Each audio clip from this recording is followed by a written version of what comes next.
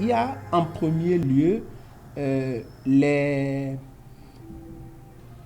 équipements médico-techniques, les produits pharmaceutiques ou autres destinés à lutter contre la pandémie qui vont être importés ou qui sont déjà importés pendant toute cette période, qui seront dispensés des droits de douane, donc des droits d'entrée au Bénin. Donc, lorsque des entreprises ou l'État vont procéder à l'importation des médicaments ou des équipements médico-techniques entrant dans le cadre de la riposte contre la pandémie, il n'y aura pas de paiement des droits au cordon douanier. En dehors de cela, il y a des mesures qui concernent toutes les entreprises, les grandes, les moyennes, les petites et les micro-entreprises relativement à leur déclaration fiscale, à deux niveaux. Premièrement, l'échéance fixée par la loi pour déposer les comptes de résultats et les états financiers, c'est le 30 avril de chaque année. Il se fait que, à cause de la pandémie, certaines entreprises n'ont pu déposer leurs états financiers à bonne date. Elles ont écrit à la Direction générale des impôts, elles ont saisi le ministre des Finances pour demander des délais.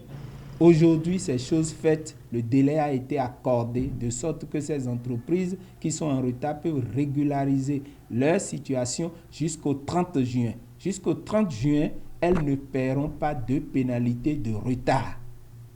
Mais après le 30 juin, si elles n'avaient pas déposé, elles seront sanctionnées. Donc, concrètement, l'État a accordé un délai allant de mai à juin pour permettre à ces entreprises-là de régulariser leur situation.